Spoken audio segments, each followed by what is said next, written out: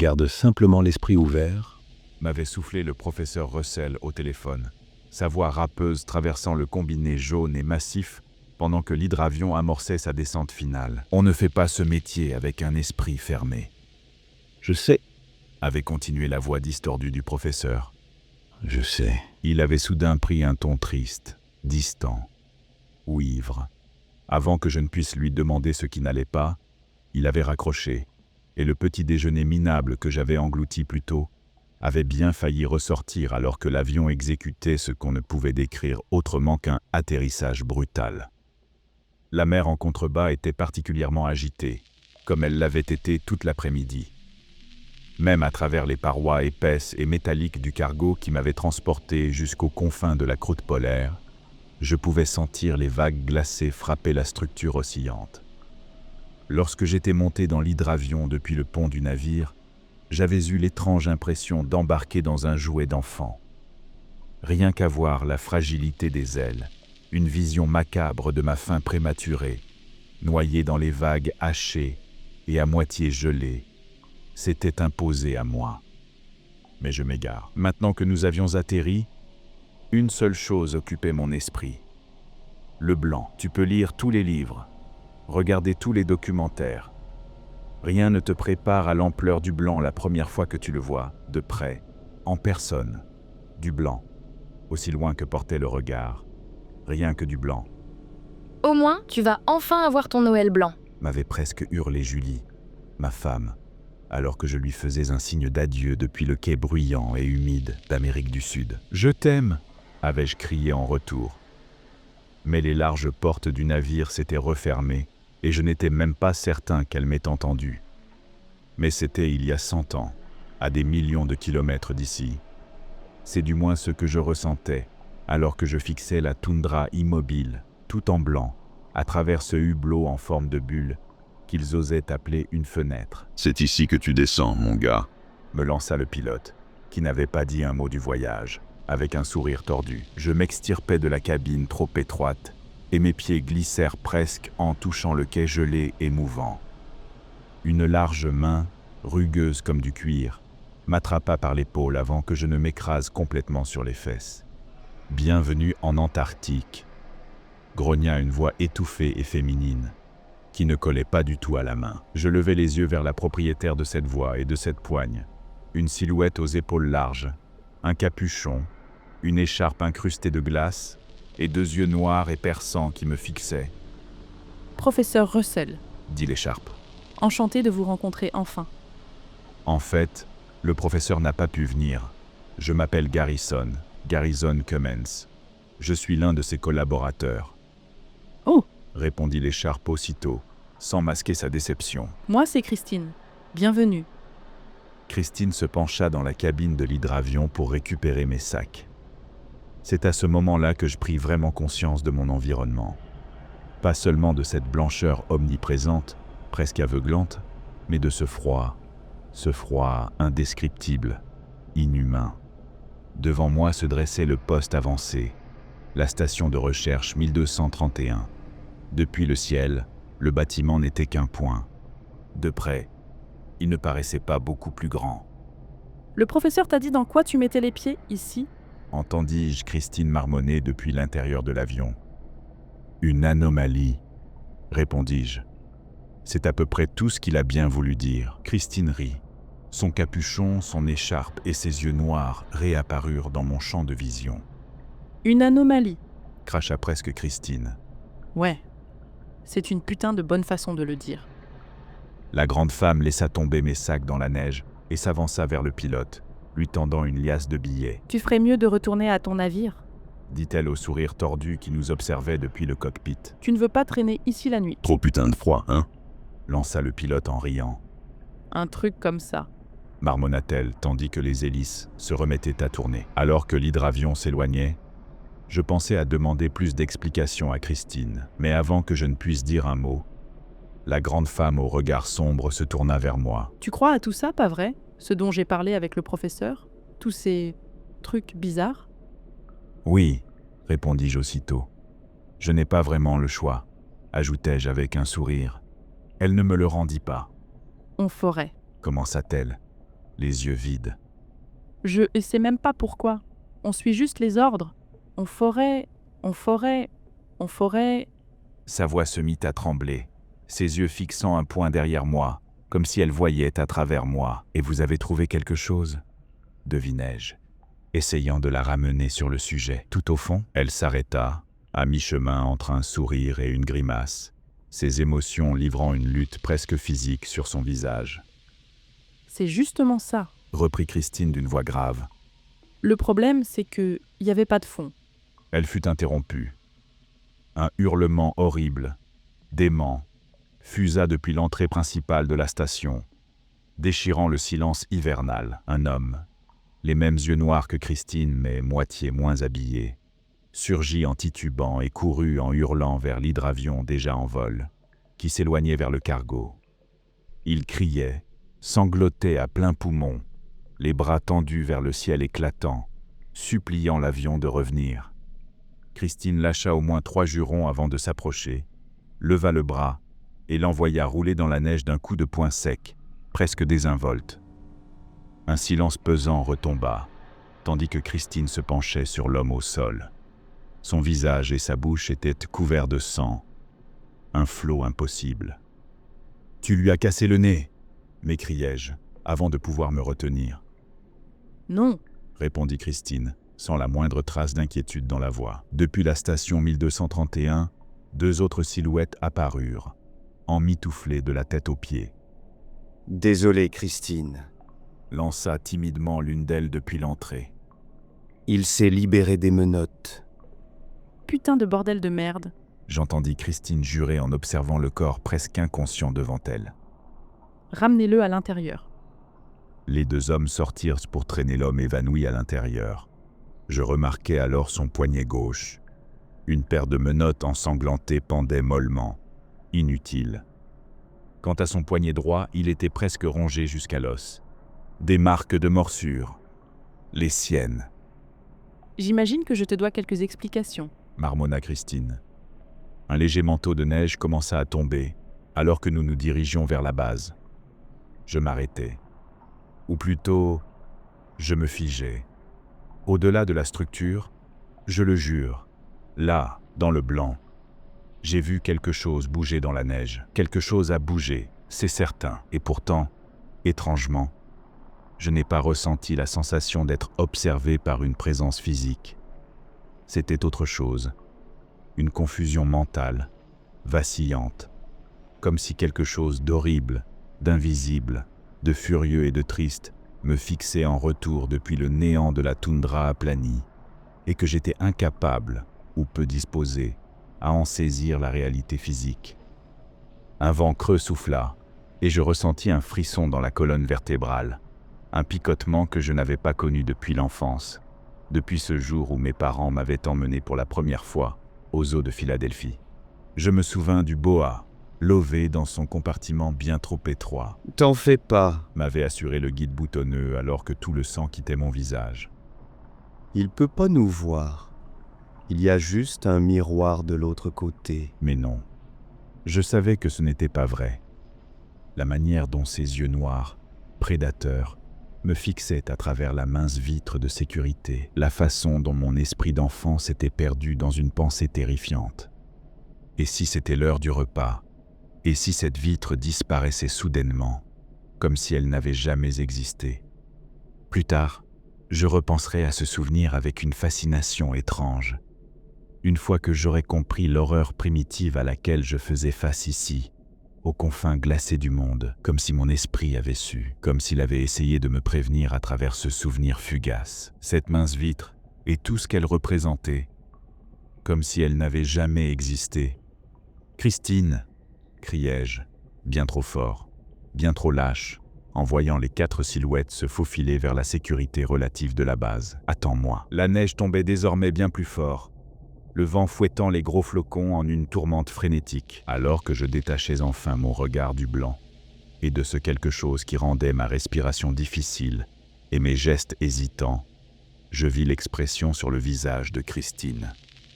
Ce même demi-sourire, demi-grimace qu'elle avait arboré plus tôt, comme si elle savait exactement ce que je ressentais. Partie 2. Je faillis tomber du lit au son de l'alarme nocturne, une sirène stridente qu'on ne nous avait absolument pas préparé à entendre lors de la formation pour ce poste. Découvrez le monde, gagnez de l'argent, faites partie de quelque chose. Quelle connerie. Tompkins passa la tête dans la pièce, même si mes seins étaient complètement à l'air. Il n'avait même pas l'air de le remarquer. Je prends le flingue. Aboya-t-il. Pas si vite, criai-je par-dessus l'alarme en essayant tant bien que mal d'attraper un soutien-gorge pas trop tordu. Qu'est-ce qui se passe dehors? C'est le trou. Le putain de trou. Tu vois, ce à quoi personne ne te prépare quand tu arrives en Antarctique, c'est à la quantité absurde de neige qu'il y a. Je sais, ça sonne débile, mais tant que tu l'as pas vu de tes propres yeux, tu ne peux pas y croire. Alors, quand une nana chelou, moulée dans un tailleur trop petit, te propose un salaire à 6 chiffres pour surveiller une bande de vieux creusés dans la neige pendant 6 mois, ben, tu poses pas trop de questions. Moi, en tout cas, j'en ai pas posé. Mais bordel, dès le premier jour où ce piaf de merde nous a largués ici, j'ai su que j'étais dans la merde jusqu'au cou. Vous utiliserez un foreur. M'avait dit la femme. Elle s'était présentée comme docteur, assez classique, lui avais-je répondu, la bouche pleine de filets de flétan farcis, gracieusement payés par la compagnie. Alors pourquoi tous les secrets, les contrats, merde, tout ce pognon? Elle n'avait même pas sourcillé avant de lâcher la suivante. Mademoiselle Hart, est-ce que vous croyez en Dieu? Et la conversation n'avait fait que devenir plus bizarre à partir de là. Christine, Le cri de Tompkins me ramena à la réalité alors que j'avançais dans le couloir de la base. L'alarme qui hurlait sans fin commençait sérieusement à me taper sur les nerfs. Tompkins, coupe-moi cette putain d'alarme. Je scrutais le baraquement de recherche autour de moi, et je tombais sur les visages des damnés. Bien sûr, ils ressemblaient toujours à ça, de toute façon. À part Tompkins, notre soi-disant sécurité. Il y avait les frères Kigley, Ed et Lawrence, les ingénieurs britanniques qui avaient conçu ce putain de super foreur. À côté d'eux se tenait Art Hinckley, notre médecin, à la fois pour la recherche et pour les soins. Il y avait aussi Brian Parker, notre cuisinier, ainsi que Sid Jenkins, et un Inuit qu'on soupçonnait d'avoir été sans abri avant. On l'appelait juste Hal. Ces deux-là formaient notre force de travail brute, que Dieu les bénisse, putain. Le seul qui manquait à l'appel, c'était Michael Hart, mon putain de frère, et le seul homme capable de régler les pires merdes, même au fin fond gelé du monde. « Où est Michael ?» criai-je, juste au moment où l'alarme s'éteignait. Je grognais en massant ma tempe douloureuse. Hal a dit que c'est lui qui a déclenché l'alarme.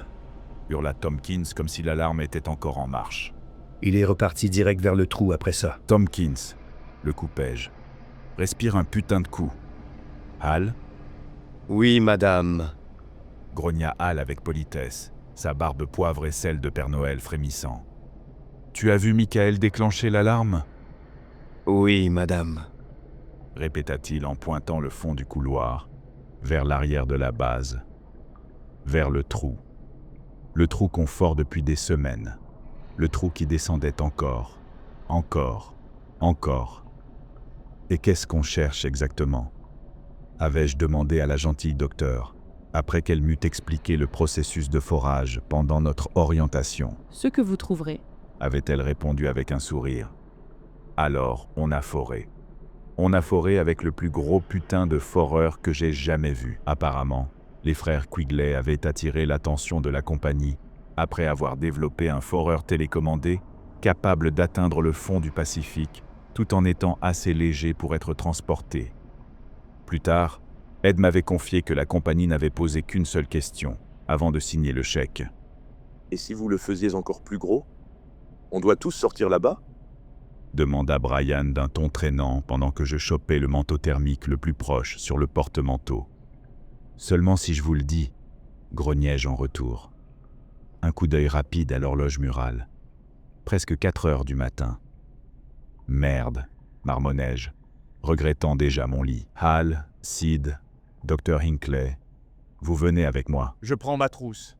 Répondit le docteur avec une dignité remarquable, même à 4 heures du putain de matin. Je devrais venir aussi. génie Tompkins, déjà en train de tenir le seul flingue de la base. Un fusil à un coup que j'avais supplié la compagnie de garder sous clé. Non, et range-moi ce putain de truc avant que... Je fus interrompu par un cri. Un putain de cri atroce. Il résonna à travers les murs de la base, un hurlement vibratoire à peine humain. « Bordel !» murmura Sid après un instant. « Putain de merde, Michael. C'est quoi ce bordel ?» soufflai-je en arrachant le fusil des mains de Tompkins.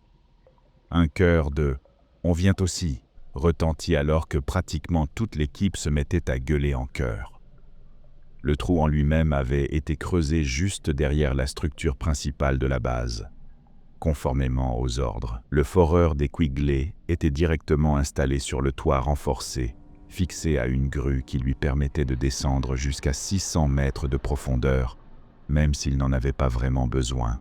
Un câble d'acier, aussi épais que le bras d'un homme, serpentait tout autour de la base, intégré au mur pour stabiliser à la fois le foreur et la structure pendant tout le processus.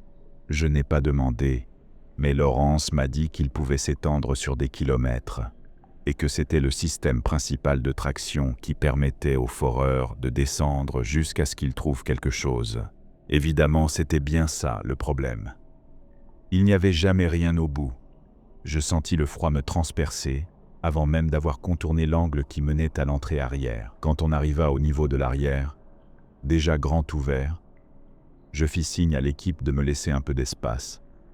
Le vent venu de l'extérieur déchaînait une véritable tempête dans ce qui était autrefois notre salle à manger principale. À présent, ça ressemblait juste à l'intérieur d'un putain de congélateur industriel. « Reculez tous !» criai-je en arrachant une fusée de détresse à une trousse de secours fixée au mur. Mais avant même que je puisse foutre le feu à ce putain de truc, un de ces hurlements surnaturels fit sursauter toute l'équipe, moi y compris, comme si notre peau voulait se barrer de notre corps. Une fraction de seconde plus tard, Michael déboula par l'entrée arrière. À poil. Complètement à poil, bordel. « Michael !» criai-je. « C'est impossible !» couina le docteur en fonçant vers la trousse de secours pour en tirer une petite couverture thermique. On se rassembla autour de Michael, tremblant et grelottant à même le sol. « Quelqu'un peut fermer cette putain de porte ?» hurla Tompkins. Personne ne bougea. « Michael ?» demandai-je tandis que le docteur l'enveloppait dans le tissu chaud. « Michael, qu'est-ce qu'il se passe ? Qu'est-ce que t'as vu ?»« Le trou !» balbutia-t-il, pointant vers l'entrée arrière avec un doigt bleu, gonflé, à moitié rongé. « Quoi, le trou ?» lança Tompkins. Michael cessa de trembler un instant, tourna lentement la tête vers moi. Ses yeux, noirs comme du charbon, les mêmes que ceux que nous avions hérités de notre mère, semblèrent me transpercer jusqu'à l'âme.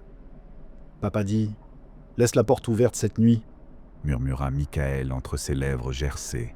« Laisse la porte ouverte, la journée a été longue. » Et puis il éclata de rire. Un rire dément, ininterrompu. Je me levai d'un bond pour éviter de lui fracasser ses putains de dents. Mais le moment passa, remplacé par un autre de ces hurlements terrifiants qui résonna à travers toute la base. « Nom de Dieu !» souffla Tompkins. « Ça vient de dehors. » Sans déconner, grommelai-je en allumant la fusée. Je balançai la chose lumineuse dehors, dans l'obscurité glaciale et enneigée. Tout se tut, alors que la flamme aveuglante roulait à travers la toundra en direction du trou.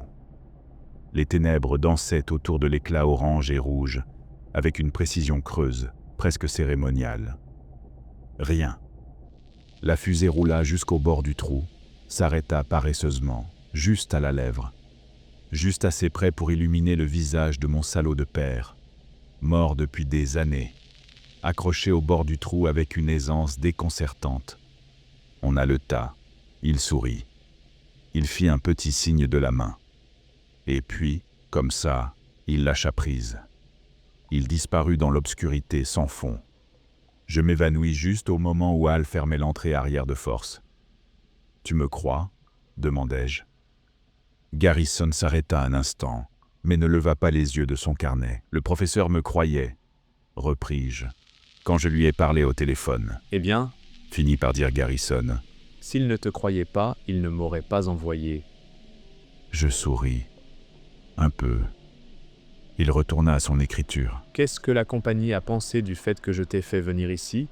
Demanda-t-il. Elle n'en a rien pensé. C'est moi qui paie ta présence ici. Il s'arrêta d'écrire. Mais juste un instant, Et ensuite, demanda finalement Garrison depuis l'autre côté du petit bureau que nous avions bricolé dans l'ancienne salle à manger. Une grande bâche recouvrait l'intrusion au centre du sol, après que tu te sois évanoui? poursuivit-il. Beaucoup de choses, répondis-je du ton le plus calme possible. Mon regard se perdit à travers la vitre sur ma gauche, vers le soleil qui se couchait lentement. Les jolies teintes rouges, jaunes et orangées dansaient délicatement autour de la bouche du trou. Mais surtout, finis-je par ajouter, c'est à partir de là que les gens ont commencé à mourir. Un putain de Wendigo. Hocha Tompkins avec excitation en regardant Hal. C'est bien ça que vous appelez comme ça, hein? Un Wendigo. Hal grogna, mais ne dit pas un mot, comme d'habitude. C'était sa réponse par défaut à toutes les questions. « Calme-toi, Tompkins », dis-je en sortant quelques munitions planquées dans le placard près de l'entrée arrière. La compagnie refusait que je verrouille l'arme, seulement les balles. Va comprendre. Les hurlements ne s'arrêtaient jamais. Pas les nôtres, hein? Ceux de ce truc qui vivait dans ce putain de trou. Depuis l'incident avec Michael, il y a maintenant 1 heure, aucun d'entre nous n'avait osé fermer l'œil. Et de temps en temps, même à travers le vent hurlant et la neige qui tombait, on entendait encore ce cri inhumain, irréel. Le hurlement des damnés, comme on finirait par l'appeler. Il semblait venir de nulle part, et de partout à la fois. Le doc revint de la chambre de Michael.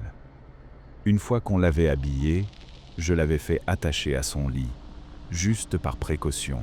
« Ton frère, Christine, Commença Dr. Hinckley avant de s'interrompre. est-ce que quelqu'un aurait une cigarette? Personne ne répondit. Il est mal en point. Reprit le médecin, un peu abattu. Mais après ce qu'on a tous vécu, peut-être qu'on l'est tous. Hallucination collective! Crièrent les Kigley à l'unisson. Je détestais quand il faisait ça, Ça existe. poursuivit Ed triomphant. J'ai lu un article là-dessus. Comme le Wendigo. Lança Tompkins, Seigneur Tompkins, grogna Sid en allumant une cigarette, au grand désespoir du docteur. la ferme. Silence, tout le monde, aboyai-je. Si on veut comprendre ce qui se passe ici, il va falloir qu'on... Un autre hurlement me coupa net. Je jurerais qu'il venait d'en dessous de nous, Je vais faire du café. marmonna Parker en se faufilant vers la cuisine. Putain de merde, soufflai-je en me levant de ma chaise. Je volai la clope de la bouche de Sid, tirai une longue taffe et la tendis au doc. Ce n'était pas du tabac, Joli. murmura le médecin après une rapide inspiration. Ed, Lawrence, appelai-je en tentant d'attirer l'attention des Brites. On peut contacter quelqu'un à la radio? De la compagnie? Demanda l'un d'eux. Non, putain de Père Noël, explosai-je, m'adressant désormais à toute la pièce. Sérieusement les gars, aidez-moi un peu là. Je repris ma place, posai mon front contre le canon du fusil, soudainement vidé. Parker revint avec un gobelet en carton à moitié défraîchi, rempli de ce que la compagnie osait appeler du café. Merci, soufflai-je en prenant le gobelet. Un long silence s'installa. Qu'est-ce que vous avez vu? Finis-je par demander. Qu'est-ce que chacun a vu sortir du trou? Un nouveau moment de silence. Le vent étouffé de l'extérieur était le seul bruit perceptible dans toute la base. Ma femme, dit Sid en premier, Mais elle est morte, morte depuis longtemps. Moi aussi. ajouta Tompkins, la voix bien moins vive qu'auparavant. Ma femme. Elle était là, aussi nette que le jour. Il déglutit, Le cancer. Il y a 7 ans. Accident de voiture. murmura Sid. Les 2 hommes hochèrent la tête, silencieusement, Notre mère! ajoutèrent les Quigley en chœur. Un patient. Balbutia le docteur Hinckley. Un ancien. Tommy Perkins. Cracha presque Parker, sa tasse tremblant dans ses mains. Au lycée, on était proches. Jusqu'à la fac. Il est parti. Moi je suis resté. Il se tue. Personne ne dit rien. Suicide, Reprit-il finalement à contre-cœur. il y a 4 ans. Du moins, c'est ce que j'ai entendu. Mon père, dis-je enfin. Le jour où on l'a enterré, Mike et moi avons organisé une putain de fête. Et pourtant, il était là, en train de me sourire, au milieu de nulle part, au milieu de la nuit, en plein milieu d'une putain de tempête de neige. Je ne m'étais pas rendu compte que je criais, jusqu'à ce que je voie l'expression sur les visages autour de moi.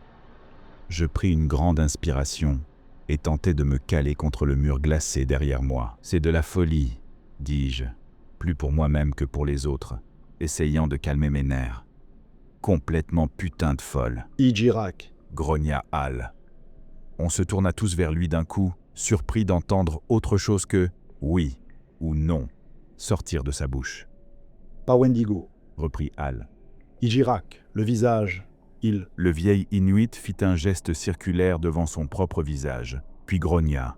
« Change. » dit-il. « Il change? Tu veux dire quoi ?» demanda Tompkins. Le mot. Hal balbutia, cherchant ses mots. Il change de forme. Un métamorphe, dis-je. Hal me désigna du doigt et hocha la tête. Un sourire furtif passa dans sa barbe. Fille.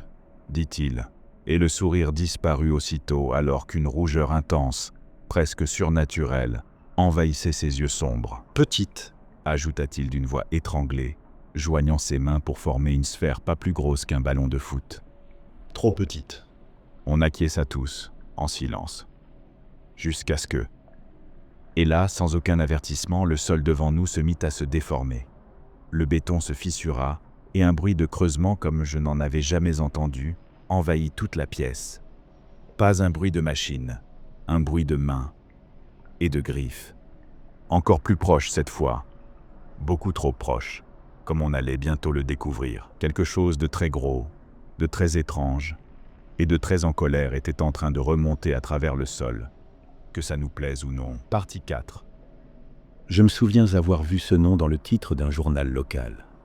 J'arrivais à peine à le prononcer et j'étais frappé par le fait qu'un nom aussi étrange puisse faire la une.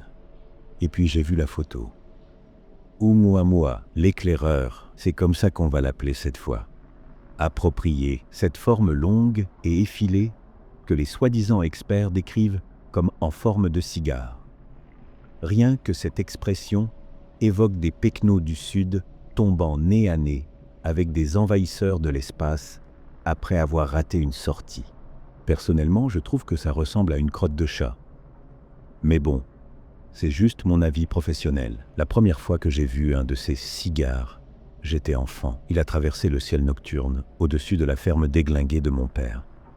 Pas plus haut qu'un cerf-volant. J'ai vu cet objet étrange survoler 2 fois avant d'atterrir, ou plutôt de passer. Il a littéralement traversé le sol, juste sous mes yeux. Je n'ai pu que regarder, impuissant pendant que cette forme longue et effilée semblait se fondre dans la terre brune et verte, comme si elle était faite d'air. Ce soir-là, j'ai tout fait pour expliquer à mon père ce que j'avais vu. En retour, j'ai reçu une gifle molle, imbibée d'alcool. Le reste de la nuit, je suis resté allongé sur mon lit, à fixer la petite fenêtre de ma chambre, observant le point exact où j'avais vu la structure gigantesque s'enfoncer dans la terre, comme si elle n'avait jamais été là. D'une certaine manière, même si je n'étais qu'un gamin, c'est ce moment qui a marqué le début de ma carrière, de ce que les médias traditionnels appelleraient un enquêteur du paranormal. Les années ont passé. J'ai commencé à accumuler une vaste connaissance de l'inconnu. Je dévorais tout ce que je pouvais à la bibliothèque locale sur les aliens, les fantômes, les gobelins, les métamorphes, les monstres, et tout ce qui fait du bruit dans la nuit. J'ai fini par découvrir des magazines de seconde zone qui traitaient de l'étrange et du macabre, et invitaient leurs lecteurs à envoyer des témoignages de première main. Le soir où mon père est tombé sur ces magazines, il m'a battu si fort, et son visage est devenu si rouge que j'ai cru qu'il allait faire une crise cardiaque sur le champ. Mais non, l'attaque a attendu. 2 semaines plus tard, elle est venue pendant qu'il regardait son équipe préférée, les Phillies, jouer son sport préféré, en buvant sa bière préférée et bon marché. Il a crié mon nom en mourant. Je l'ai ignoré. Ça, je ne l'ai jamais dit à personne. Rien qu'à sa voix, une panique désespérée que je ne lui avais jamais connue. Je savais que quelque chose de grave et d'irréversible se produisait. Mais je n'ai pas bougé. Je l'ai seulement trouvé plus tard, en sortant par la porte d'entrée, avec autant d'affaires que je pouvais entasser dans le sac de voyage que l'un de mes magazines m'avait envoyé pour mon abonnement. La télé était toujours allumée, et les yeux du vieux étaient encore ouverts, mais la lumière, ce qu'il en restait, s'était déjà envolé depuis longtemps. J'ai simplement dit tout haut ce que je pensais de lui, qu'il avait été un père minable. Et je suis parti. Ah, je m'égare, désolé. L'esprit a tendance à divaguer quand on atteint cette phase de sa vie, celle où il n'y a plus de retour possible, ce point d'équilibre instable entre la tranquillité et la pure folie, ou moi. Ce nom, plus j'y pense, plus il finit par me plaire en fait. Quoi qu'il en soit, les années ont filé. J'ai transformé mon nouveau statut d'orphelin en un passeport pour traverser le pays. J'utilisais n'importe quelle ressource pour me déplacer d'un point à l'autre, troquant ce que je pouvais, comme je pouvais. J'ai fini par gagner de l'argent de façon bien plus tordue que je n'oserais l'avouer, mais peu importait ce qui me rapprochait de mon but. Je m'en foutais. À l'époque, personne ne posait trop de questions.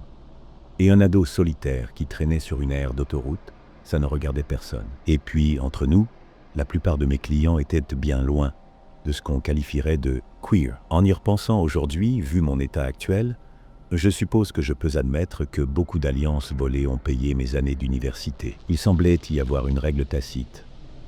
La bague devait être retirée avant de se coucher avec moi. Facile à choper, pendant que le John s'endormait dans le lit d'un motel pourri, dans ce coma post-orgasmique rempli d'images de mes entrailles meurtries et fracassées. Mais là encore, je m'égare. L'université, une formalité. Les semestres ont filé à la vitesse de l'éclair. Toutes ces années d'errance solitaire ne m'avaient pas préparé à la vie sociale qu'on attend d'un étudiant fraîchement arrivé. Tant mieux, j'avais plus de temps à consacrer au seul sujet qui m'importait. Le seul et unique, la chose qu'on allait finir par appeler « ou moi ». Je me suis mis à rechercher d'autres témoignages similaires. Ce n'était pas bien difficile, bien sûr. À cette époque, une véritable frénésie autour des ovnis balayait le pays, et il semblait y avoir un nouveau rapport aux infos du soir, au moins une fois par semaine. Les vieux clichés étaient devenus la norme. Un couple de retraités rentrant d'une soirée. Un père célibataire rentrant tard du travail. 2 lycéens enlacés sur Lover's Lane. Interrompus par une chose en forme de cigare. Un engin terrible venu d'ailleurs. Ils avaient raison, bien sûr. Ce n'était pas de ce monde. Mais les rapports récents, cette chose nouvellement découverte, ce fameux « ou moi » dérivant tranquillement dans notre réalité, ce ne serait pas juste de l'appeler extraterrestre non plus. Oh, c'est étranger au sens de bizarre, différent, inattendu, mais pas au sens de venant d'une autre planète. Plutôt d'un autre monde. Et ce monde-là, celui dans lequel il passe, celui qu'il traverse pour venir jusqu'ici, c'est ça, le pire. Faute de meilleure expression, découvrir que ta civilisation tout entière, toute ton histoire, toute ta population, toutes les mesquineries politiques et religieuses, la routine du quotidien, l'amour, le chagrin, la joie, la douleur, l'extase, l'horreur, tout ce qui constitue la richesse de notre monde. Inutile. Désespérément inutile, quand tu comprends que tu n'es rien de plus que la dernière ère de repos avant le retour à la maison, avant de revenir au véritable plan, là où la mort n'est que le prix d'entrée. Ce qui m'amène à l'Antarctique. Cette femme pathétique et ces âmes perdues qu'on a envoyées au bout du monde pour découvrir quelque chose que nous ne sommes même pas capables de comprendre. Cette foutue compagnie qui les a poussés à ça, qui m'a poussé à ça, et ce pauvre Gary Cummins, le seul étudiant à avoir vraiment postulé à cette espèce de stage, mon seul ami.